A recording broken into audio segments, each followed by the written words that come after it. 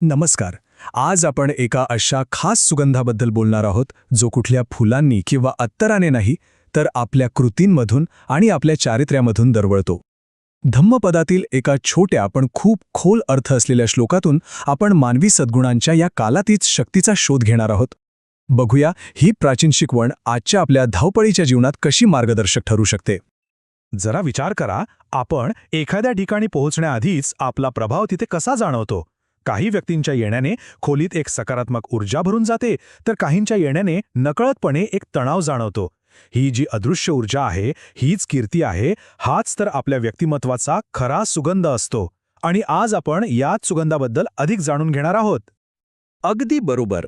पाली साहित्यात याला खूप महत्त्व दिलं गेलं आहे. बघा, भौतिक सुगंध कसा असतो तो वाऱ्याच्या प्रवाहानेच वाहतो. पण सद्गुणांचा सुगंध, ज्याला सीलगंध असं म्हटलं आहे, तो प्रवाहाच्या विरुद्ध दिशेनेही म्हणजेच सगळ्या दिशांना पसरतो.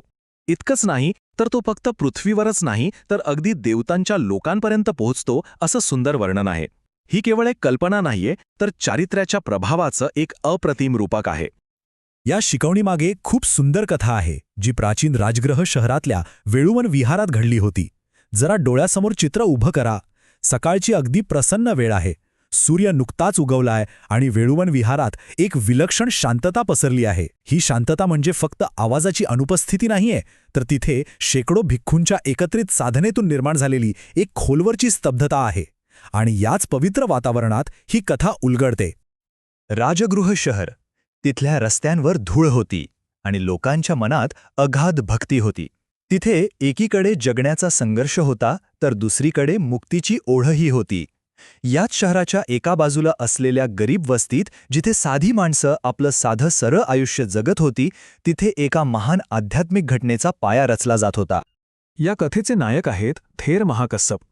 ते केवळ एक ज्येष्ठ भिक्खू नव्हते, तर बुद्धांच्या संघातील एक महत्त्वाचे आधारस्तंभ होते. ते नुकतेच 7 दिवसांच्या निरोध समापत्ती नावाच्या अत्यंत गहन ध्यानाच्या अवस्थेतून बाहेर आले होते. ही काही साधीसुधी अवस्था नाहीये. ही एक अशी अवस्था आहे जिथे बाह्य जगाचं भान पूर्णपणे नाहीसं होतं आणि मन परम शांतीमध्ये विलीन होऊन जातं. त्या घन समाधीतून बाहेर आल्यानंतर थेर महाकस्सप यांच्या मनात एक विलक्षण करुणेचा झरा वाहू लागला. त्यांनी ठरवलं की आज भिक्षा अशा व्यक्तीकडून घ्यायची जो खूप गरीब आहे, जेणेकरून त्या व्यक्तीला एका महान अर्हताला दान देण्याचं मोठं पुण्य मिळेल आणि त्याच्या जीवनात काहीतरी सकारात्मक बदल घडेल. हा त्यांच्या करुणेचा एक सहज आविष्कार होता. याच विचाराने ते एका जीर्ण झालेल्या झोपडीसमोर येऊन शांतपणे उभे राहिले. ते घर होतं एका वृद्ध विणकराचं. तो आणि त्याची पत्नी आपल्या दारात इतक्या तेजस्वी भिक्खूला पाहून आश्चर्यचकित झाले आणि त्यांना खूप आनंदही झाला. त्यांच्यासाठी तर जणू काही देवच दारात येऊन उभा होता. त्या वृद्ध दाम्पत्याने अत्यंत श्रद्धेने आपल्यासाठी केलेला भात आणि भाजी थेरांच्या भिक्षापात्रात अर्पण केली. आणि त्याच क्षणी एक चमत्कार घडला. त्या साध्याशा भाजीचा सुगंध इतका दिव्य आणि तीव्र होता की तो वाऱ्याच्या झुळुकेसोबत संपूर्ण राजगृह शहरात पसरला. हा सुगंध इतका अलौकिक होता की थेर महाकस्सप यांना क्षणात जाणीव झाली की हे दान देणारी व्यक्ती कोणी सामान्य असूच शकत नाही. थेरांनी विचारल्यावर त्या विणकराने आपलं खरं रूप प्रकट केलं. तो दुसरा तिसरा कोणी नसून देवांचा राजा सक्क होता. तो म्हणाला, "भंते, माझ्याकडे सर्व ऐश्वर्य आहे, पण दान देण्याची संधी मिळाली नाही तर ते ऐश्वर्य व्यर्थ आहे. सत्कर्म करण्याची संधी न मिळाल्यामुळे मी स्वतःला गरीब समजत होतो." यातून एक गोष्ट अगदी स्पष्ट होते. खरी श्रीमंती ही भौतिक वस्तूंमध्ये नाही, तर सत्कर्म करण्याच्या संधीत आणि त्यामागच्या भावनेत आहे. काय विलक्षण कथा आहे ही. आणि या घटनेचे साक्षी केवळ थेर महाकस्सप नव्हते. वेळुवन विहारात बसून भगवान बुद्धांनी ही संपूर्ण घटना आपल्या दिव्यदृष्टीने पाहिली होती. जेव्हा सक्क तिथून निघून गेला, तेव्हा बुद्धांनी सर्व भिक्खूंना एकत्र बोलावले. त्यांनी या घटनेचा उपयोग एका कालातीत शिकवणीसाठी केला. आणि मग त्या क्षणी त्यांच्या मुखातून एक गाथा, एक श्लोक बाहेर पडला. अप्पमत्तो अयम गंधो यो अयम तगरचंदनी यो च सीलवतं गंधो वाति देवेषु उत्तमो. या सुंदर पाली श्लोकाचा अर्थ असा आहे की तगर आणि चंदनाचा सुगंध कितीही मनमोहक असला तरी तो मर्यादित असतो. तो फक्त वाऱ्याच्या दिशेनेच वाहतो. पण शीलवान म्हणजेच सद्गुणी व्यक्तींच्या चारित्र्याचा सुगंध तो सर्वश्रेष्ठ असतो. तो सर्व दिशांना पसरतो आणि इतका शक्तिशाली असतो की तो थेट देवतांच्या लोकांपर्यंतही पोचतो. इथे पाली भाषेची सुंदरता आपल्याला दिसते.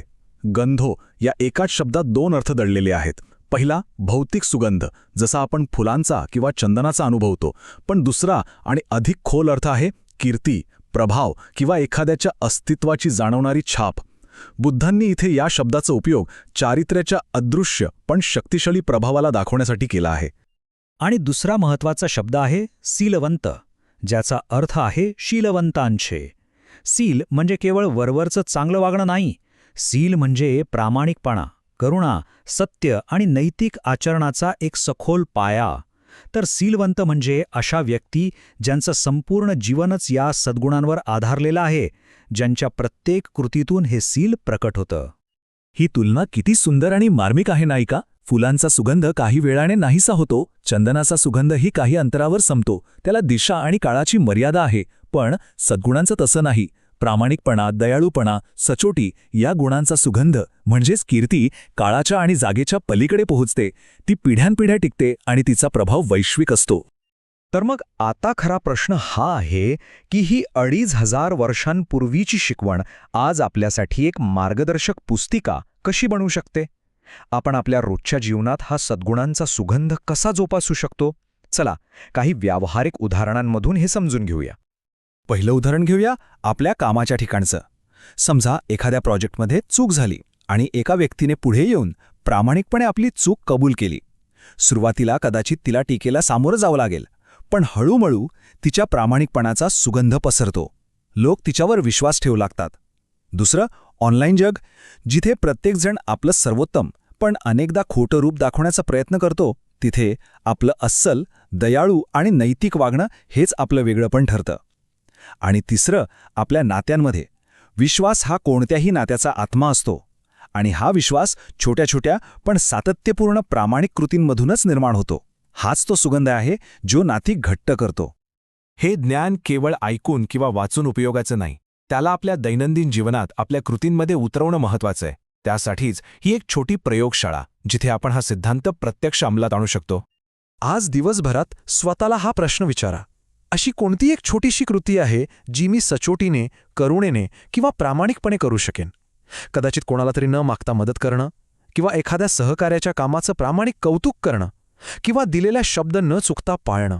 अगदी छोटीशी गोष्ट, पण अशाच छोट्या छोट्या कृतींमधून आपल्या चारित्र्याचा सुगंध हळूहळू दरवळू लागतो आणि आपलं जीवन अधिक अर्थपूर्ण बनवतो. शेवटी हे लक्षात ठेवूया की आपण कोणती महागडी वस्तू वापरतो किंवा किती यशस्वी आहोत, यापेक्षा आपण एक व्यक्ती म्हणून कसे आहोत हे जास्त महत्त्वाचं आहे. कारण भौतिक गोष्टींचा सुगंध क्षणिक असतो, पण चारित्र्याचा, सद्गुणांचा सुगंध तो कालातीत असतो. तोच आपली खरी ओळख बनतो, जी सर्व मर्यादा ओलांडून दूरवर पसरते. चला तर मग विचार करूया, आज अशी कोणती कृती असेल जी आपल्या सद्गुणांचा सुगंध सर्वत्र पसरवेल.